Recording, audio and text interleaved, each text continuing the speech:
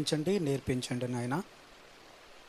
నాయన మొదటి వర్తమానంగా అమూల్యమైన సంగతులు మాతో మాట్లాడారు. అలాగే నా ద్వారా కూడా మీరు కొన్ని మాటలను నా ద్వారా మీరు మాట్లాడించండి. మాట్లాడుతున్న నాకు మీ పరిశుద్ధాత్మ సహాయాన్ని నాకు అనుగ్రహించండి. వాక్యాన్ని వింటున్న మీ పిల్లలందరికీ వినగలిగే చెవులను, గ్రహించే హృదయాన్ని ప్రసాదిస్తారని ప్రభువైన యేసుక్రీస్తు నామమున ఈ ప్రార్థన అడుగుచున్నాం పరమ తండ్రి, ఆమేన్. ప్రభునందు ప్రియమైన దేవుని వారలారా, ఈ అవకాశాన్ని ఇచ్చినటువంటి తండ్రి అయిన దేవునికి, కుమారుడైన యేసుక్రీస్తు నామమున శుభాభివందనాలు చెల్లించుకుంటున్నాను. అలాగే వచ్చిన మీరు అందరికీ కూడా ప్రభు అయిన యేసుక్రీస్తు నామమున శుభాభివందనాలు చెల్లించుకుంటున్నాను. ప్రియులారా, దేవుని చిత్తాన్ని బట్టి, దేవుని ప్రేమను బట్టి ఈరోజు సమాజాన్ని కనుక మనం ఆలోచిస్తుంటే పరిస్థితులు చాలా ప్రమాదపు పరిస్థితుల్లోనికి వెళ్ళిపోతున్నట్టుగా మన అందరికీ కనపడుతుంది. ఎక్కడ చూసినా మరణాలు కనపడుతున్నాయి. ఏ కుటుంబాన్ని తరచి చూసినా ఎన్నో బాధలలో, ఇబ్బందులలో ఆరోగ్య బాధలు కనపడుతున్నాయి, ఆర్థిక బాధలు కనపడుతున్నాయి. సమాజము ఎందుకో ఒక మనుషులలో మానవత్వం అనేది కూడా ఈరోజు కనిపించలేని స్థితిలోనికి వెళ్ళిపోతుంది. అందుకే ఈరోజు చాలా అద్భుతమైన ఒక మంచి పాఠాన్ని మీకు నేను చెప్పాలనుకుంటున్నాను. పాఠం పేరు మారాలో మాధుర్యము. ఏంటమ్మా? మారాలో మాధుర్యము. ప్రియులరా, దేవుడు అద్భుతకరంగా మనల్ని ప్రేమించి మన చేతికి 66 పుస్తకాల గ్రంథాన్ని దేవుడు మనకి ఇవ్వటంలో దేవుని ఉద్దేశము చాలా అద్భుతమైనది. ఈ గ్రంథాన్ని మనం చదువుతున్నప్పుడు మామూలు పుస్తకంలా మనం చదివితే ఈ గ్రంథం అయితే మనకు అర్థం కాదు కానీ యెహోవా గ్రంథమును పరిశీలించి చదవాలి అంటున్నారు. అలాగే దావీదు గారు అయితే దివారాత్రము ధ్యానించమని అంటున్నాడు. అంటే దివారాత్రము ధ్యానిస్తేనే ఈ గ్రంథం మనకు అర్థమవుతుందని, ఈ గ్రంథంలో ఉన్న విషయాలు తెలుసుకుని ఈ సమాజానికి చెప్పేవారుగా మనం అందరం ఉండాలి ఖచ్చితంగా. అందుకే సమాజంలో చాలామంది ఒక మాట మాట్లాడుతూ ఉంటారు అందరూని. ఏమండి, ఈ భూమి ఇంకా ఉందంటే ఏంటండి కారణం? ఈ భూమి ఇంకా నాశనం కాకుండా ఇంకా ఉంది అంటే ఏంటి అర్థం? ఏమండి, ఎవరో మంచివారు ఉన్నారు అని ఈ భూమి ఇంకా ఆగింది అని చెప్తూ అంటాం మనమా? ఏమండి, ఇంకా ఈ భూమి ఉందంటే ఎవరో మంచి వాళ్ళు ఉన్నారండి. ఏమండి, అది ఎవరిని అడిగినా ఇదే మాట చెప్తూ ఉంటారు. వాళ్ళేం చెప్తారు?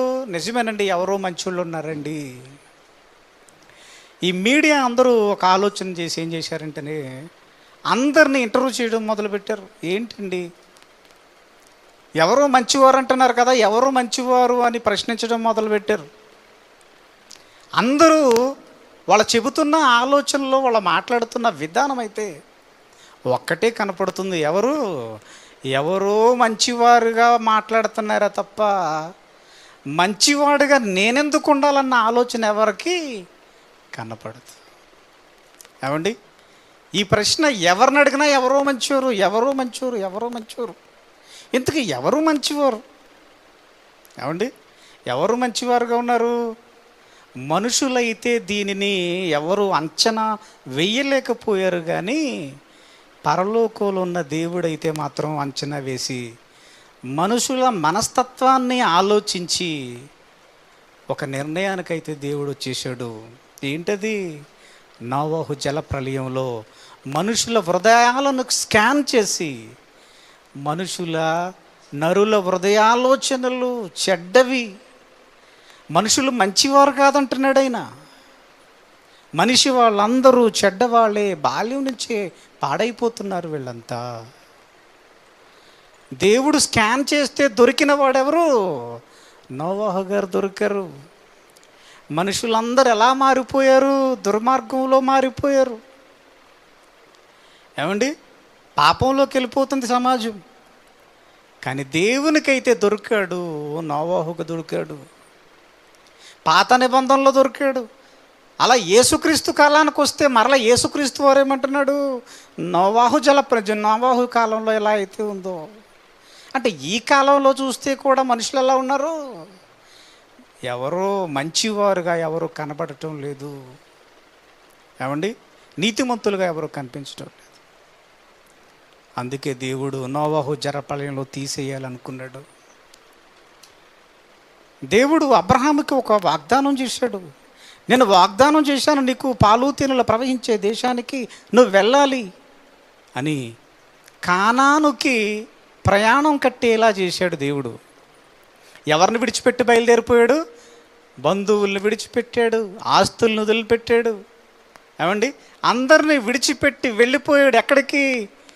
పాలు తేనెలు ప్రవహించే దేశానికి వెళ్ళిపోయాడు. అక్కడికి వెళ్ళిన తర్వాత అబ్రహాం గారికి ఏ ఏ ఏ పరిస్థితులు ఎదురయ్యాయి? ఏమెదురయ్యాయి? చుట్టుపక్కల ఉన్న వాళ్ళందరూ ఏమనుకున్నారు, ఆ కానాన్ అనేది చాలా అద్భుతంగా ఉంటుంది, పాలు తేనెలు ప్రవహించే దేశం అంటే అక్కడ విస్తారమైన జలాలు, పాలులు ప్రవహిస్తాయి అని దారిలో చెప్పుకుంటూ వెళ్ళిపోతున్నారట. తీరా అక్కడికి వెళ్ళి చూస్తే పరిస్థితులు ఎలా ఉన్నాయి అంటే, ఎలా ఉన్నాయి? భయంకరమైన కరువుతో కనపడుతుంది. ఇదేం అబ్రహాము అక్కడికి వెళ్తుంటే ఇలాంటి పరిస్థితులు ఉన్నాయేంటి? అక్కడి నుంచి ఐగుప్తుకి వెళ్ళిపోయాడు. ఏమండి, మరలా అబ్రహాము కాలం వెళ్ళిపోయింది. ఇస్సాకుకి వాగ్దానం చేశాడు, పాలు తేనెలు ప్రవహించే దేశానికి ఇస్తానని. అలా ఇచ్చిన తర్వాత ఇశ్రాయేలీలందరూ దేవునిని మరిచిపోయి సొంత ఆలోచనలోకి వెళ్ళిపోవటం మొదలుపెట్టారు. ఏమండి, ఇదంతా మీకు తెలుసు కాబట్టి పాఠం జరగటానికి ఇదన్నీ చెప్పుకొస్తున్నాను మీకు నేను. మరలా దేవుడు అబ్రహాముకి వాగ్దానం చేశాడు పాలు తేనెలు ప్రవహించే దేశాన్ని. అందరూ ఎక్కడికి వెళ్ళిపోయారు? మొత్తం అందరూ ఐగుప్తులోకి వెళ్ళిపోయారు. ఇశ్రాయేలీలంతా కఠినమైన దాస్యంలోకి వెళ్ళిపోయారు. 430 సంవత్సరాల దాస్యంలోకి వెళ్ళిపోయారు. అప్పుడు దేవునికి మొర్ర పెడితే ఒక మోషే అనే మహానాయకుడిని పుట్టించి ఇశ్రాయేలీలను బానిసత్వంలో నుంచి బయటకు తీసుకురావటానికి దేవుడు ప్రణాళికని సిద్ధం చేశాడు. ఏమండి, ఇక్కడి నుంచి మీరు చాలా జాగ్రత్తగా ఆలోచించడం ప్రారంభించాలి. ఇశ్రాయేలీల ఇళ్లలో ఎలాంటి వాతావరణం కనపడుతుంది? ఏమండి, కష్టాలు, బాధలు, ఇబ్బందులు ఎవరు పడుతున్నారు? ఎవరు పడుతున్నారు? వ్యాధులను అనుభవిస్తున్నది ఎవరు? ఏమండి, కప్పలు ఎవరిలోకి వచ్చాయి? ప్రథమ సంతానం ఎవరు చచ్చిపోయారు? నొప్పంతా ఐగుప్తీయులు పడుతున్నారు. నొప్పి తెలియని వారుగా ఎవరు కనపడుతున్నారు? ఇశ్రాయేలీలలో ఏమీ తెలియటం లేదు. కానీ దేవుని విలువ ఎవరికి అర్థమవుతుంది అంటే, ఈ దేవుని విలువ, ఆయన బాధిస్తున్న ఈ విధానాన్ని ఐగుప్తీయులకు అర్థమైపోతుంది. ఆ నొప్పి అనేది ఐగుప్తులు ఎక్కువగా తెలిసిపోతుంది. కానీ డైలీ రొటీన్గా జరుగుతున్నట్టుగా ఇశ్రాయేలు ఇళ్లలో ఏమీ జరగటం లేదు. అందుకే వాళ్ళకి దేవుడు అంటే అర్థం కావటం లేదు వాళ్ళకి. ఏమండి, ఐగుప్తులలో బాధలు అనుభవిస్తున్నారు, ఇబ్బందులు అనుభవిస్తున్నారు. చివరికి ప్రథమ సంతానాన్ని కోల్పోయి చివరికి మోషే ద్వారా ఇశ్రాయేలీలందరినీ బయటకు పంపించాడు. ఏమండి, ఇశ్రాయేలు దేవుని యొక్క గొప్పతనం అర్థం చేసుకోని వారుగా మనకు కనపడతారు. ఏమండి, వీళ్ళు దగ్గరగా చూసిన అద్భుతాలు ఏమీ కనపడటం లేదు. కానీ వీళ్ళ కళ్ళ ముందు దేవుని యొక్క అద్భుతాన్ని చూసింది సముద్రాన్ని పాయలుగా చేయటం. అద్భుతాన్ని చూశారు. ఐగుప్తీయుల దగ్గర చూడని అద్భుతాన్ని చూశారు. ఈ దేవుడే నిజమైన దేవుడని నమ్మారు, వెళ్ళారు. అలా వెళ్ళిన తర్వాత సముద్రంలో నుంచి వెళుతున్నప్పుడు కూడా దేవుడు ఒక పాఠాన్ని నేర్పిస్తున్నాడు. ఇశ్రాయేలీలు నడిచి వెళ్ళిపోతుంటే ఎవరు తరుముతున్నారు? ఎవరు వస్తున్నారు పరిగెత్తుకుంటూ? పరిగెత్తుకుంటూ పరిగెత్తుకుంటూ పరిగెత్తుకుంటూ ఎవరిని వెంబడిస్తున్నారు అంటే చావుని వెంబడించడానికి పరిగెత్తుతున్నారు. ఏమండి, ఈరోజు ప్రపంచం కూడా ఇదే పరిస్థితిలోకి వెళ్ళిపోయింది. మనిషి పరిగెత్తే ఈ విధానం, డబ్బు కోసం పరిగెత్తే ఈ విధానం ఎక్కడికి తీసుకెళ్తుంది? చావుకి. ఐగుప్తులు పరిగెత్తుకుని ఎక్కడికి వెళుతున్నారు అంటే మృత్యువుడిలోకి వెళ్ళిపోతున్నారు. వీళ్ళు మృత్యువుడిలోకి వెళుతున్నారు. ఇశ్రాయేలీలైతే ఆనందముతో ఎర్ర సముద్రాన్ని దాటిపోయారు. అలా దాటి వెళ్ళిన తర్వాత వీళ్ళు ఒక ప్రాంతానికి వెళ్ళారు. ఆ ప్రాంతమే నిర్గమాకాండము 15వ అధ్యాయము 21 నుంచి మనం జాగ్రత్తగా చదివితే, నిర్గమాకాండము 15వ అధ్యాయము 21 నుంచి చదువుకుందాం. మిరియాము, అందరూ తీశారా? స్కూల్లో పాఠం వింటున్నప్పుడు పిల్లలందరూ చూస్తూ ఉంటారు మాస్టర్ వంక చూస్తున్నప్పుడు పిల్లలందరూ చూస్తుంటారు, అలాగ వింటూ ఉంటారు. చూసినప్పుడు పాఠం చెప్పుకుంటూ వెళ్ళిపోతూ ఉంటాడు మాస్టర్, పిల్లలు చూస్తూ ఉంటారు. మనం ఎక్కడికి వచ్చామురా అని అడుగుతాడు. చివరికి పిల్లలు ఎక్కడ చూస్తారు? పాఠం మీద చూడరు, గోడ మీద బల్లులు చూస్తూ ఉంటారు. ఎక్కడి వరకు వచ్చావురా? అదిగోండి తోక కనపడుతుందండి అంటారు. అలా కాకుండా మన ధ్యాస అంతా ఇక్కడే మనం ఉండాలి. మధ్య మధ్యలో అడిగే ప్రశ్నలకు మీరు సమాధానం చెప్పేవారుగా ఉండాలి. ఏమంటున్నాడు ఆయన? మిరియాము వారితో కలిసి ఇట్లు పల్లవి ఎత్తి పాడెను, యెహోవాను గానము చేయుడి, ఆయన మిగులు అతిశయించి జయించెను, గుర్రమును దాని రౌతును సముద్రములో ఆయన పడదోసెను. మోషే ఎర్ర సముద్రము నుండి జనులను సాగజేయగా వారు షూరు అరణ్యములోనికి వెళ్ళి దానిలో 3 దినములు గడిపిరి, నడిచిరి. అచ్చట వారికి నీళ్లు దొరకలేదు. ఏం జరిగిందట? ఏమండి, దేవుడు వీళ్ళ దగ్గరుండగా, ఏమండి, దేవుడు వీళ్ళ దగ్గరుండగా వీళ్ళకి ఏం అవసరం అయింది? వీళ్ళకి దేవుడు వాళ్ళతో ఉంటే ఏం జరిగిందట? చెప్పులు అరిగిపోలేదు, ఏమండి, బట్టలు నలిగిపోలేదు. ఎప్పుడైతే సముద్రాన్ని దాటి షూరు అనే ప్రాంతానికి ఎప్పుడైతే వెళ్ళారో అక్కడ ఒక పరిస్థితి వాళ్ళకి తలెత్తుతుంది. ఏం కనిపించలేదంటే వాళ్ళకి నీళ్లు కనపడలేదు, నీళ్లు కనిపించలేదట.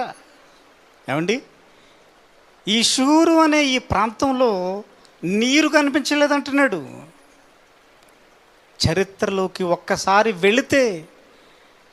చరిత్రలోనికి వెళితే ఈ షూరు అరణ్యంలో ఎలాంటి పరిస్థితులు అక్కడ ఉండేవో ఒక్కసారి ఆదికాండము 16వ అధ్యాయము 6-7 వచనాలలో ఒక సంగతి అయితే మనకు బాగా అర్థమవుతుంది. అందుకు అబ్రహాము, ఏమండి, ఆదికాండము 16వ అధ్యాయము 6-7 వచనాలు తీశారండి. అందుకు అబ్రహాము, ఇదిగో నీ దాసి నీ చేతిలో ఉంది కనుక నీ మనసు వచ్చినట్లు దానిని చెయ్యమని సారాయితో చెప్పాను. సారాయి, ఏమండి, నిజంగా భార్య ఇచ్చింది ఎవరు? హాగర్ని. భార్యగా ఇచ్చింది ఎవరు? శారాని. ఏమంటే సారా ఈ హాగర్ని ఇస్తే అబ్రహాము గారు ఎందుకు స్వీకరించాడో చెప్పగలరా? వెంటనే విశ్వాసులకు తండ్రిగా ఉన్న ఈయన, సారా వెళ్ళి నువ్వు భార్యగా తీసుకోతే తనని నువ్వు తీసుకో, ఈమె ద్వారా పిల్లలు కావాలి అని అన్నప్పుడు సరే భార్య మాట విన్నాడు. ఏమండి, అసలు ఎందుకు విన్నాడు? ఆగర్ను ఎందుకు చేసుకోవాలనుకున్నాడు? ఏమండి, ఇదిగో చేసుకోమంటే చేసేవాడు ఆయన తప్పు కాదు. ఏమండి, హాగరు క్యారెక్టర్ అంత గొప్పది. హాగరు వినయ విధేయతలు వాళ్ళ కుటుంబంలో ఉన్నవారు అందరినీ ఆకర్షించింది. అటు సారాయి ఏమంటే తన భర్తని వేరొక ఆమెను ఎవరైనా ఇచ్చి పెళ్లి చేయగలరా? ఎవరు? అలాంటి సారాయి హాగర్ని ఇస్తుంది అంటే ఈ హాగరు సారాయిని ఎంత బాగా చూసుండాలి. చాలా అద్భుతంగా చూసిందండి సారాయిని. ఆమె ఒంట్లోకి పోకపోతే స్పందిస్తుంది, ఆహారం పెడుతుంది. ప్రతి కష్టంలోనూ, బాధలోనూ, ఆనందంలోనూ ఈ హాగరు సారాయికి తోడుగా ఉంటుంది. అబ్రహాముకి కూడా తోడుగా ఉంటుంది. ఇంటిలో ఒక మనిషిలా కలిసిపోయింది హాగరు. అప్పుడు అడుగుతుంది, నువ్వు సారాయిని పెళ్లి చేసుకోవాలి, హాగర్ని పెళ్లి చేసుకోవాలి. ఏమంటే ఎవరినైతే ఇతను ఓకే చేస్తాడు, ఇతను చెయ్యడు. హాగరుని ఆమె వినయ విధేయతలే అబ్రహామును ఆకర్షించింది కనుక హాగరుని చేసుకోవటంలో వెనకంజు వేయలేదు. పిల్లలు పుట్టారు. వీళ్ళిద్దరి మధ్య విభేదాలు వచ్చేసిన వెంటనే సారాయి మరలా అబ్రహాం దగ్గరికి వెళ్ళి అడుగుతుంది, నీ మనసుకు నచ్చినట్టు నువ్వు చెయ్యి, అప్పుడు చేసావు కదా అనగానే ఈమె ఒకరోజు ఏం చేయటం మొదలుపెట్టింది తెలుసండి? సారాయి హాగర్ను శ్రమ పెట్టడం మొదలుపెట్టింది. ఆ శ్రమను తట్టుకోలేక ఈమె ఒక ప్రాంతానికి పారిపోయింది. చదవండి అది.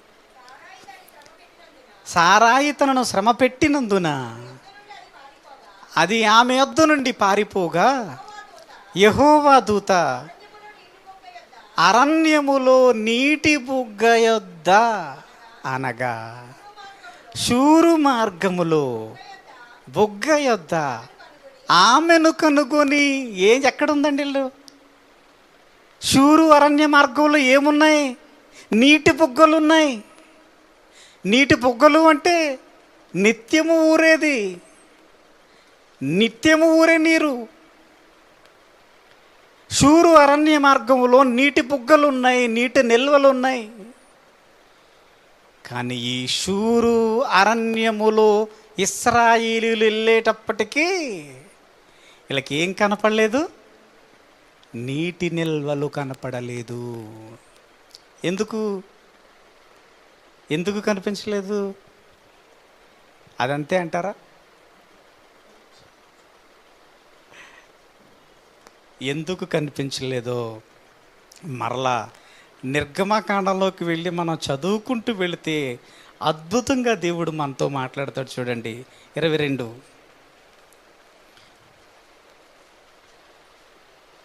15వ అధ్యాయం, నిర్గమకాండము 15వ అధ్యాయము 22 నుంచి చదువుకుందాం. మోషే ఎర్ర సముద్రము నుండి జనులను సాగచేయగా వారు శూరు అరణ్యములోనికి వెళ్ళి దానిలో 3 దినములు నడిచిరి. అచ్చట వారికి నీళ్లు దొరకలేదు. అంతలో వారు మారాకు చేరిరి. ఎక్కడికి వెళ్ళారు? శూరు అరణ్యంలో వీళ్ళకి కనపడలేదు. ఎందుకు కనపడలేదు వీళ్ళకి? నీటి నిల్వలు సమృద్ధిగా నీటి బొగ్గలే ఉన్న ఆ ప్రాంతంలో ఇప్పుడు నీటి నిల్వలు కనపడటం లేదు. అక్కడ 3 దినాలు అక్కడి నుంచి నడుచుకుంటూ అక్కడి నుంచి మారా అనే ప్రాంతానికి వెళ్ళారు. అక్కడికి వెళ్ళిన తర్వాత అక్కడికి ఒక విచిత్రమైన సంఘటన వీళ్ళకి ఎదురైంది. ఏంటది? 23 మారా నీళ్ళు చేదైనవి గనుక వారు ఆ నీళ్లు త్రాగలేకపోయిరి. అందువలన దానికి మారా అని పేరు కలిగెను. ఇంతకీ ప్రాంతానికి వచ్చేసారు, మారా అనే ప్రాంతానికి వచ్చేసారు వీళ్ళంతా. అక్కడికి వచ్చిన తర్వాత ఆ నీళ్లను త్రాగటానికి ప్రయత్నం చేశారు, కానీ చేదైపోయాయి. ఏమండి? ఎందుకు చేదుగా ఉన్నాయి? ఏమండి? ఆ ప్రాంతంలో ఆ జల అలా పుట్టిందేమో అని అనుకోవచ్చు. దేవుడి వాళ్ళ కళ్ళెదురుగుండా ఉండి అన్నీ ఏర్పాటు చేస్తున్న దేవుడు వీళ్ళు వెళుతున్నప్పుడు మంచి నీటిని వీళ్ళకి ఇవ్వలేడా? ఇవ్వలేడు. వీళ్ళు ఏమడుగుతున్నారు? వీళ్ళు 24 ప్రజలు మేమేమి త్రాగుదామని మోషే మీద సనుగుకొనగా. ఏమండి, వీళ్ళు నిజంగా దాహం వేసి అడుగుతున్నారా? వీళ్ళు నిజంగా ఆకలేసి అడుగుతారా? వీళ్ళు ఏమండి, ముందు చదివితే ఏముంటుందంటే మాంసం కోసం ఏడ్చారు. ఏమండి, మేమేం తాగాలి, మేము ప్రయాణం చేస్తున్నాం కనుక మాకు నీళ్లు కావాలి అంటే ప్రస్తుతానికి దాహం వేయటం లేదు అంటే మాకు దాహం వేస్తుంది, మాకు మేమేం తాగాలి మోషే. నిజంగా ఆ మార అనే దానికి చేదు అనే అర్థం కూడా వస్తుంది. ఏమండి, ఇది బాహ్య ప్రపంచానికి ఈ విషయాన్ని, ఈ సంగతులన్నీ చదువుతుంటే సమాజానికి ఏం కనపడుతుంది? ఏం కనపడుతుందండి? ఇశ్రాయేలీలకు వాళ్ళ కంటికి కనిపిస్తున్న చేదైన నీరైతే కనపడుతుంది, కానీ దేవునికి ఏం కనపడుతుందో తెలుసండి? వాళ్ళలో ప్రారంభమైన చేదు అనేది కనపడుతుంది. ఏమండి, ఈ విషయాలు మనకెందుకు చెప్తున్నాడు? ఎప్పుడో పాత నిబంధన కాలంలో వీళ్ళు ప్రయాణికులుగా, ఇశ్రాయేలీలందరూ ప్రయాణికులుగా ఉన్నారు కనుక, ఈరోజు మనము కూడా ప్రయాణంలో ఉన్నాము కనుక మనము కూడా ప్రయాణికులమే. ఆనాడు ఇశ్రాయేలీలు ప్రయాణికులుగా ఉన్నారు, ఈనాడు మనము కూడా యాత్రికులుగా ఉన్నామని మన కోసం చెప్తున్నాడు. ఆనాడు ప్రయాణ కాలంలో ఉన్నారు, ఈరోజు మనము కూడా ప్రయాణంలోనే ఉన్నాం మనమంతా. మరి బైబిల్ గ్రంథంలో ఇవన్నీ ఎందుకు దేవుడు ఇంకా ఉంచాడు? మనకి యుగాంతమందున్న మనకి బుద్ధి కలగడానికి దేవుడు ఈ మాటలలో ఏదో మాధుర్యాన్ని మనకి దాచిపెట్టాడు. ఇది అందుకే దేవుడు నిత్యము పారే నీటి నిల్వలు అక్కడ ఉన్నా వాళ్ళకి నీటి నిల్వలు వాళ్ళకి కనిపించలేదు. పక్కనే ఉన్న ప్రాంతానికి వెళ్ళారు. అక్కడ నీళ్లు త్రాగడానికి ఉపయోగకరము లేని నీళ్లు వాళ్లకు కనబడ్డాయి. ఏమండి, వెంటనే మేమేం తాగాలి? తిరగబడిపోతున్నారు మోషే మీద. మేమేం తాగాలి? దేవుని సనగటానికి ప్రారంభమైపోయింది. ప్రియమైన దేవుని వర్లరా, వాళ్ళలో ప్రారంభమైనది సనగటం అనేది. ఏదో వాళ్ళ దేవుని దగ్గర ఉండి అలా నడుస్తున్నారే కానీ దేవునిగా ప్రేమించని వారుగా వాళ్ళు మారిపోతున్నారు వీళ్ళంతా. అందుకే ఇంతకీ చేదును గూర్చి దేవుడు బైబిల్ గ్రంథంలో ఏమైనా రాశాడా లేదో కొన్ని సంగతులు మనం చదవటానికి ప్రయత్నం చేద్దాం. చూడండి, ఇది క్రొత్త నిబంధనలో రాయబడింది. చూడండి, అపోస్తుల కార్యములు 8వ అధ్యాయము. అపోస్తుల కార్యములు 8వ అధ్యాయము 22-23 వచనాలలో ఒక అద్భుతమైన సంగతిని గూర్చి ఇక్కడ మాట్లాడుతున్నాడు. చూడండి, అందరూ తీసిన తర్వాత చదువుదాం. అపోస్తుల కార్యములు 8వ అధ్యాయము 22-23. కాబట్టి ఈ నీ చెడుతనము మానుకొని మారు మనస్సునుంది ప్రభువును వేడుకొనుము. ఒకవేళ నీ హృదయాలోచన క్షమింపబడవచ్చును. నీవు ఘోర దుష్టత్వములోను దుర్నీతి బంధకములోను ఉన్నట్టు నాకు కనబడుచున్నది. బ్రాకెట్లు ఏం రాశాడు? చేదైన పైత్యములోను. ఏం మొలిచిందట? ఏం మొలిచింది? నువ్వు ఘోరమైన దుష్టత్వములోను చేదైన పైత్యములోను దుర్నీతి బంధకములో ఉన్నట్టు నాకు కనబడుచున్నది. ఎలా మారిపోయిందంటే ఒక చేదు అనేది ప్రారంభమైపోయింది. చేదు అనే దుష్టత్వము ప్రపంచంలోకి వెళ్ళిపోయింది. ఏమండి, ఉగాది పండగ చేస్తాం మనం, ఏం కలుపుతాం? అందులోని ఏం కలుపుతాం? కారం, పులుపు. ఏమంటే అవి భౌతికంగా ఓ పచ్చడిగా మనకు కనపడుతుంది, కానీ దాని అర్థం ఏముంటుంది? వేరే అర్థం చెప్తారు దానికి. ఏమండి? కారం అంటే ఏంటి, తీపి అంటే ఏంటి, చేదంటే ఏంటి? ఏమండి? ఈ చేదును గూర్చి దేవుడు ఏం మాట్లాడుతున్నాడు? మనుషులలో పెరిగిపోతున్న దుర్మార్గతే ఈ చెడు. మనుషులలో చెడు పెరిగిపోయింది. మనుషుల ఆలోచనలో చేదు అనేది ప్రారంభమైపోయింది. ప్రపంచమంతా చేదు అనే పాపంలోకి వెళ్ళిపోయింది. దీనిని గూర్చి మరొక మాట యాకోబు గారు ఏమంటున్నారో ఆ మాటను కూడా మనం పరిశీలన చేద్దాం. చూడండి, యాకోబు పత్రిక 3వ అధ్యాయము. యాకోబు పత్రిక 3వ అధ్యాయము 14వ వచనం నుంచి చదువుకుందాం. అయితే మీ హృదయములలో సహింప నలవి కాని చేదైన మత్సరమును వివాదమును ఉంచుకుని వారైతే అతిశయపడొద్దు, సత్యమునకు విరోధముగా అబద్ధమాడొద్దు. ఈ జ్ఞానము పైనుండి దిగి వచ్చినది కాదు, భూ సంబంధమైనది, ప్రకృతి సంబంధమైనది, దెయ్యముల జ్ఞానము వంటిదినై ఉన్నది. ఎలయనగా మత్సరము వివాదమును ఎక్కడి నుండి వచ్చునో అల్లరి ప్రతి నీచకారము ఉండెను. అయితే మీ హృదయములో సహింపనలని చేదైన మత్సరము వివాదమును ఏమంటున్నాడు?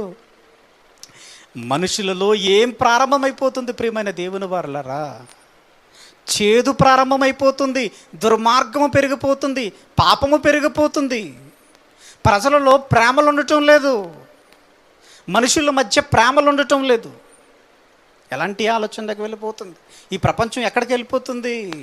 శరీరాశ, నేత్రాశ, జీవపు డంబం అనే చేదులోకి ఈ ప్రపంచం వెళ్ళిపోతుంది. మనుషులు ఆలోచనలన్నీ ఎలా ఉన్నాయి ఈరోజు? సాటి మనిషిని ప్రేమించేవారిలాగా ఉన్నారా? ఎక్కడైనా గొడవ జరుగుతుంది, ఎల్లకురా అనేవాళ్ళు ఉంటారు. వాళ్ళిద్దరూ తన్నుకు చావాలే తప్ప ఏమంటే వెళ్ళి విడదీయాలని చూస్తారా? ఒకవేళ విడదీస్తే ఏమవుతుంది? ఏమంటే ఇద్దరు దెబ్బలాడుకుంటుంటే మధ్యలో వెళ్ళారనుకోండి, వీళ్ళిద్దరూ అనేసి ఈయన కొడతారు. ఏమండి? వీళ్ళిద్దరూ దెబ్బలాడుకోవడం అనేసి పక్కన కొడతారు. మేము దెబ్బలాడుకుంటుంటే మా మధ్య నువ్వేంట్రా అడ్డు? ఏమండి? ప్రజలు ఎలాంటి పరిస్థితుల్లోకి వెళ్ళిపోతున్నారండి? ప్రేమలు అనేవి సమాజంలో చచ్చిపోతున్నాయి. మనుషుల్లోనికి ఏదొచ్చేసింది? చేదు ప్రవేశించింది, దుర్మార్గము ప్రవేశించింది. అందుకే అపోస్తులైన పౌలు హెబ్రీ పత్రికలో ఏం రాస్తున్నాడో ఒక్క మాట చదువుకుందాం. చూడండి, హెబ్రీ పత్రిక 12వ అధ్యాయము. హెబ్రీ పత్రిక 12వ అధ్యాయము 14 నుంచి. అందరితో సమాధానమును పరిశుద్ధతయు కలిగియుండుటకు ప్రయత్నించుడి. పరిశుద్ధత లేకుండా ఎవడునో ప్రభువును చూడడు. మీలో ఎవడైనను దేవుని కృపను పొందకుండా తప్పిపోవునేమో అనియు చేదైన వేరు ఏదైనను మొలిచి కలవరపరచుట వలన అనేకులు అపవిత్రులైపోవుదురేమో. ఏమైపోతుంది మనుషులలో? అపోస్తులైన పౌలు భయపడిపోతున్నాడండి. మనుషులలో చేదైన వేరు ఏదైనా ప్రారంభమైపోతుందేమో. ఇంతకు చేదైన వేరేం ప్రారంభమవుతుంది? ఏమంటే వేరు ప్రారంభమైపోతే చెట్టు ఆకులలా ఉంటాయి, దాని కాయలలా ఉంటాయి. పాపమే కదా, అబద్ధమే కదా, చేదైన వేరు, చిన్న వేరు ప్రారంభమైపోతుంది. మనుషులలో చేదైన వేరు ప్రారంభమైపోతుంది. ప్రియమైన దేవుని వారలారా, ఏమంటున్నాడు ఆయన? మీలో ఎవడైనను దేవుని కృపను పొందకుండా తప్పిపోవునేమో అనియు చేదైన వేరు ఏదైనా మొలిచి కలవరపరచుట వలన అనేకులు అపవిత్రులైపోవుదురేమో. అంటే మనిషిని అపవిత్రపరిచేది చేదు అనే పాపం, దుర్మార్గం. ఏమండి? మనుషుల ఆలోచనలు ఎంత భయంకరంగా మారిపోతున్నాయి. అందుకే చేదుగా దుర్మార్గముగా మారిపోతున్న ఈ సమాజానికి మోషే ద్వారా అయితే దేవుడు ఏం చెప్పాడో తెలుసండి? ఏం చెప్పాడో తెలుసా? మోషే, నేను చూపిస్తున్న ఒక చెట్టు ఉంటుంది, తీసుకెళ్ళి మనుషులు ఇశ్రాయేలీయులు నీళ్లు తాగలేకపోతున్నారు, అయితే నేను చూపించే చెట్టు దగ్గరికి వెళ్ళు, ఆ చెట్టును తీసుకెళ్ళి ఆ నీళ్లలో వేయి. అలా నీళ్లలో వేసిన వెంటనే మధురముగా మారిపోయింది. దేవుడు చేసిన అద్భుతాన్ని చూసి నీళ్లు తాగి వెళ్ళిపోతున్నారే తప్ప ఈ చేదైన నీళ్లుగా ఎందుకు మారాయి, మంచి నీళ్లుగా ఎందుకు మారాయి అన్న ఆలోచన అయితే మనుషులలో ఉండటం లేదు. అందుకే ఆనాటి కాలంలో చేదైన నీళ్లను ఒక మొక్క ద్వారా మధురముగా మారిపోయాయి, మధురముగా. అందుకే ప్రకటన గ్రంథంలో ఒక సంగతినైతే దేవుడు ఒక మాటనైతే మనకు జ్ఞాపకం చేస్తున్నాడు. చూద్దాం, చూడండి. ప్రకటన గ్రంథము 17వ అధ్యాయము 15వ వచనంలో ఒక అద్భుతమైన మాట ఇక్కడ రాశాడు. చూడండి, ప్రకటన గ్రంథము 17వ అధ్యాయము 15వ వచనం. మరియు ఆ దూత నాతో ఇలాగ చెప్పెను, ఈ వేశ్య ఆ వేశ్య కూర్చున్న చోట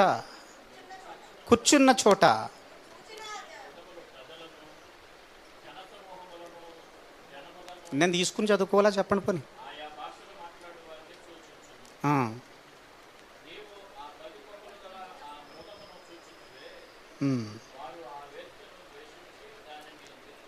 ప్రకటన గ్రంథము 17వ అధ్యాయము 15వ వచనంలో,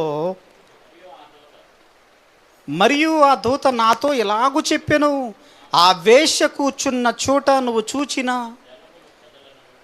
15వ వచనం అండి, 15 జలములు ప్రజలను. ఏమండి, ప్రకటన గ్రంథము 17వ అధ్యాయం 1వ వచనం చదువుకున్న తర్వాత చదువుకుందాం. ఆ 7 పాత్రలను పట్టుకొని ఉన్న 7 దేవదూతలలో ఒకడు వచ్చి నాతో మాట్లాడుచు ఇలాగూ చెప్పాను, నీవెక్కడికి రమ్ము. ఏం చేస్తున్నాడు? పద్మాసు దీపంలో ఉన్న యోహాను గారికి చూపిస్తున్నాడు. నీకు ఒక సంగతిని చూపిస్తాను రా, నీకు ప్రపంచానికి కనిపించని ఒక అద్భుతమైన సంగతిని నీకు చూపిస్తాను. ఏంటది? నీవెక్కడికి రమ్ము, విస్తార జలముల మీద కూర్చున్న మహావేశ్యకు, విస్తారమైన జలముల మధ్య కూర్చున్న మహావేశ్యకు తీర్పు నీకు చూపిస్తాను రా. ఆ జలము అంటే ఎవరని చదువుకున్నాం? ప్రజలు. విస్తారమైన జలం అన్నాడు కదా, విస్తారమైన ప్రజల మీద ఎవరు కూర్చున్నారు? అపవాది కూర్చుంది, ఒక మహావేశ్య కూర్చుంది. ప్రపంచం, అందుకే ఈ ప్రపంచం మనుషులుగా ఉండటం లేదు, దేవునికి విధేయులుగా ఉండలేకపోతున్నారంటే కారణం ఈరోజు సేవకులలో కానివ్వండి, విశ్వాసులలో కానివ్వండి, ఎలాంటి వాళ్ళు కనపడుతున్నారండి? ఎలాంటి వాళ్ళు అంటున్నారు? సంఘస్థుడు పిల్లల్ని పాడు చేశాడని చెప్తున్నారు, పాస్టర్ గారు ఆడపిల్లల్ని చేర్చారని చదువుకుంటున్నాం. క్రైస్తవ్యంలో భయంకరమైన వ్యక్తులు వాక్యాన్ని చదవకుండా ఎవరికి నచ్చినట్టుగా వాక్యాన్ని చెప్పుకుంటున్న వాళ్ళు ఈరోజు సమాజంలో కోకొల్లలుగా కనపడుతున్నారు.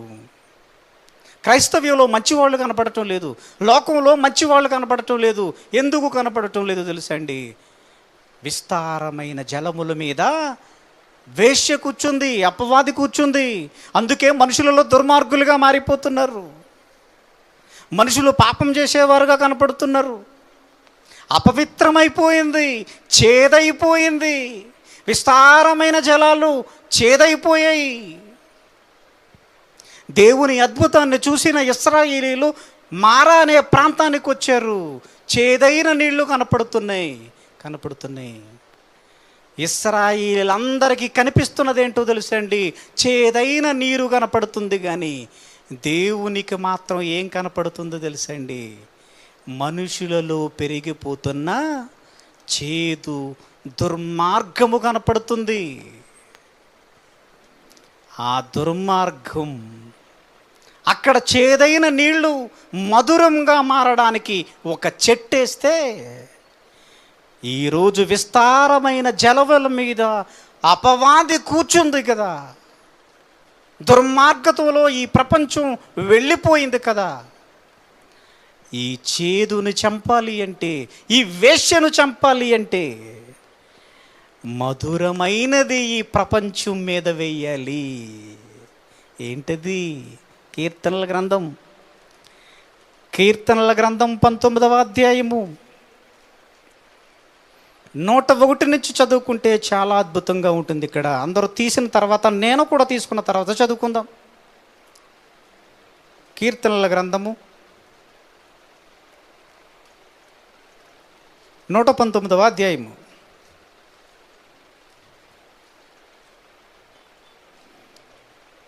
101 నుంచి చదువుకుందాం.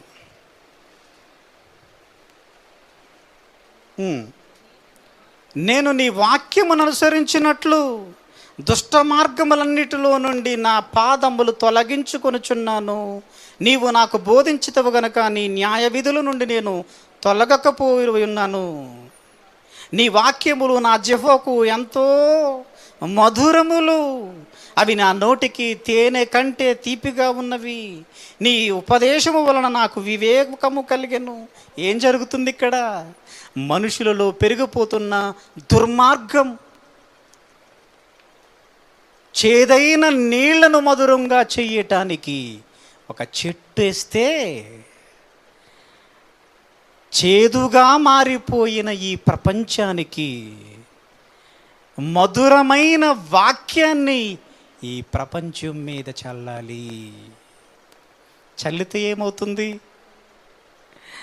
చేదుగా ఉన్న, దుర్మార్గతలో ఉన్న ఈ ప్రపంచం ఎలా మారిపోతుందండి? మధురముగా మారిపోతుంది. మరొక చాట ఏమంటున్నాడు చూడండి, 19వ అధ్యాయం కీర్తనల గ్రంథం 19వ అధ్యాయము 7 నుంచి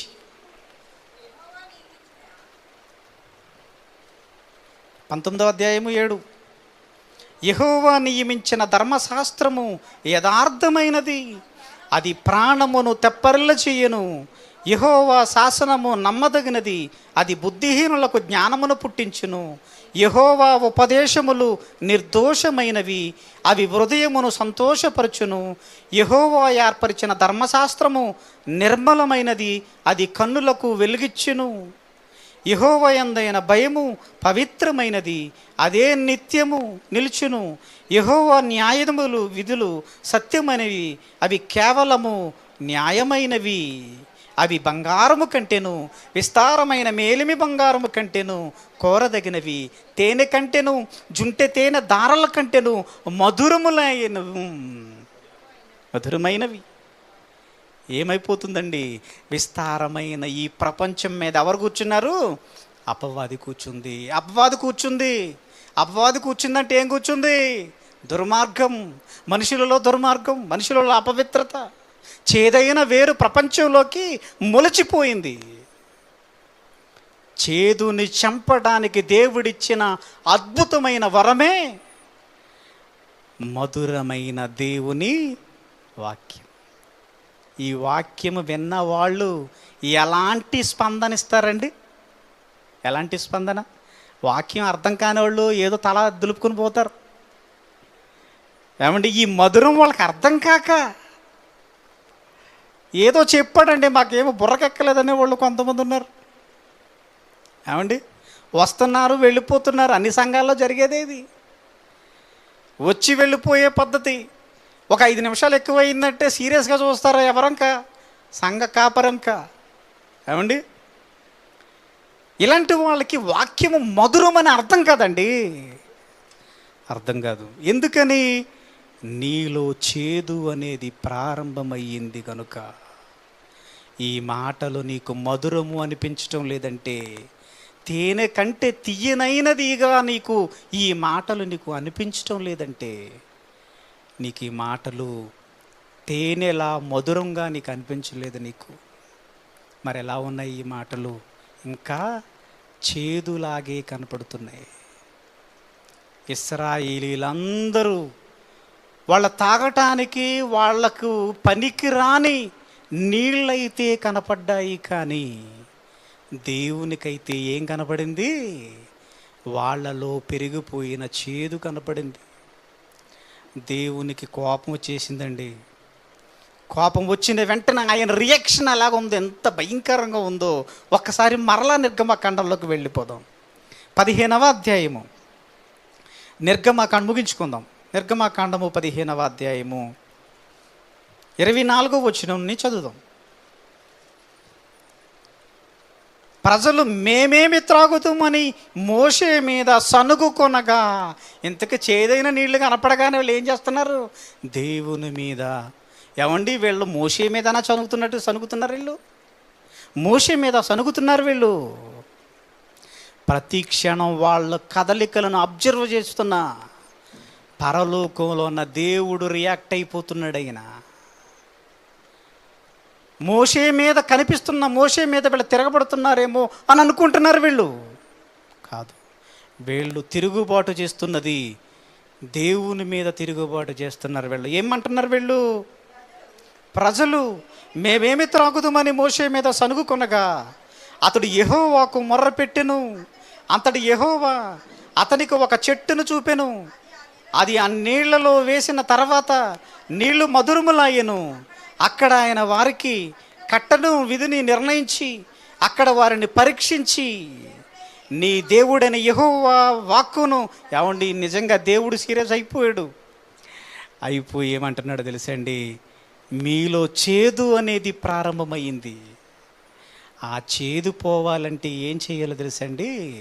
ముందు నన్ను దేవునిగా మీరు అర్థం కాలేదని నేను ఎందుకు మిమ్మల్ని తీసుకొస్తున్నానో, ఒక భయంకరమైన స్థానంలో ఉండి ఉన్నతమైన స్థానానికి మిమ్మల్ని ఎందుకు తీసుకెళ్తున్నానో మీకు అర్థం కావటం లేదు.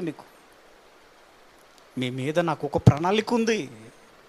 కానీ ఇశ్రాయేలీలంతా నీటి కోసం మాట్లాడుతున్నారు. వీళ్ళంతా ఈ నీటిని అడిగే ముందు వీళ్ళలో ప్రారంభమైపోయింది చెడు.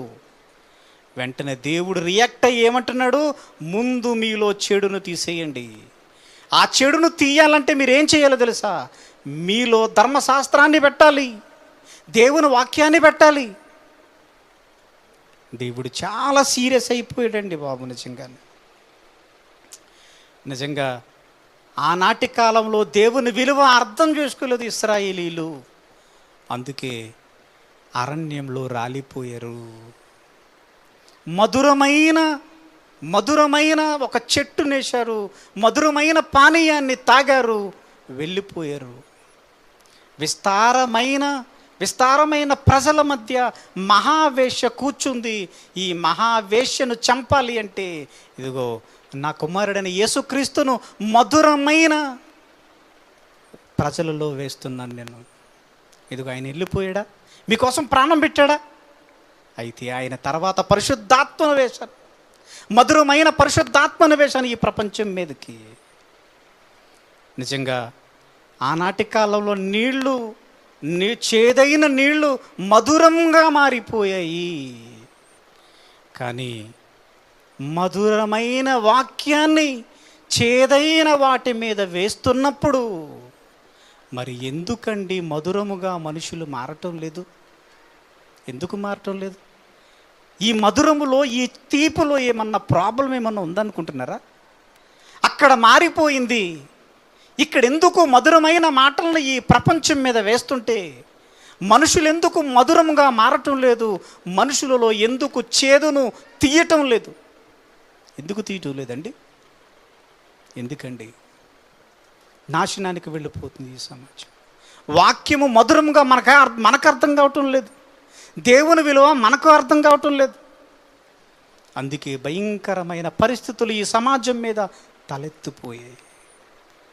అందుకే మారాలో మాధుర్యం. నిజంగా ఈ మాధుర్యం, ఈ వాక్యం యొక్క మాధుర్యం మనకు అర్థమైతే మనలో ఉన్న చేదైన వేరును చంపుకొని మన జీవితాలను మధురముగా మనం మార్చుకుందాం. ప్రార్థన చేసుకుందాం. మమ్మల్ని మిక్కులుగా ప్రేమించిన మా ప్రియ పరలోకపు తండ్రి, నీ ఘనమైన ఉన్నతమైన నామానికి వందనాలు చెల్లించుకుంటున్నాం దేవా. మమ్మల్ని ప్రేమించి నాయనా మొదటి వర్తమానంగా తమ్ముడు ద్వారా అద్భుతమైన మాటలు మాట్లాడారు నాయనా. నా ద్వారా కొన్ని మాటలను మాట్లాడారు నాయన. మీ పిల్లలు నాయన నేను ఆ మాటలను విడిచిపెట్టకుండా నైనా మీ మాటలు మాధుర్యమని మీ పిల్లలకు అర్థం చేసుకునే భాగ్యాన్ని మీ పిల్లలకు దయచేయండి. నాశనమైపోతున్న ఈ సమాజాన్ని మీ మధురమైన మాటలతో మార్చే భాగ్యాన్ని మీ పిల్లలకు ప్రసాదించండి. నేను ఈ మాటలు ఎంతమంది అయితే వింటున్నారో నేను ఈ మాటలు వాళ్ళ హృదయాలలో ఫలించే భాగ్యాన్ని ప్రసాదించండి. నాయన మీ కుమారుడునైనా మాకు ఈ మంచి మాటలు నేర్పిస్తానని కుమారుడికి చక్కటి ఆరోగ్యాన్ని దయచేస్తారని, నేను అనేకుల కొరకునైనా మేమునైనా ఈ మాటలను తీసుకెళ్లే భాగ్యాన్ని మా అందరికీ దయచేస్తారని, నాయన సంఘంలో ఎవరికైతే అనారోగ్యం ఉందేమో నాయన సంపూర్ణమైన ఆరోగ్యాన్ని దయచేయండి. నాయన ఎవరైనా ఆర్థిక పరిస్థితులతో బాధపడుతున్నారేమో నాయన ఆర్థిక పరిస్థితులు నుంచి బయటపడి మీ కొరకు ఉన్నతంగా నమ్మకంగా బ్రతికే భాగ్యాన్ని మా అందరికీ దయచేస్తారని, మరలా మేము కలుసుకునేంత వరకు మీ ప్రేమ కాపుదల మా అందరి మీద ఉంచుతారని ప్రభు అయిన యేసుక్రీస్తు నామమున ఈ ప్రార్థన అడుగుచున్నాం పరమ తండ్రి. ఆమెన్. మన తండ్రి అయిన దేవుని ప్రేమ, కుమారుడైన యేసుక్రీస్తు వారు కృప, పరిశుద్ధాత్మ దేవుని అన్యోన్య సహవాసము ఎల్లప్పుడూ తోడే నిలిచి ఉండును గాక. ఆమెన్.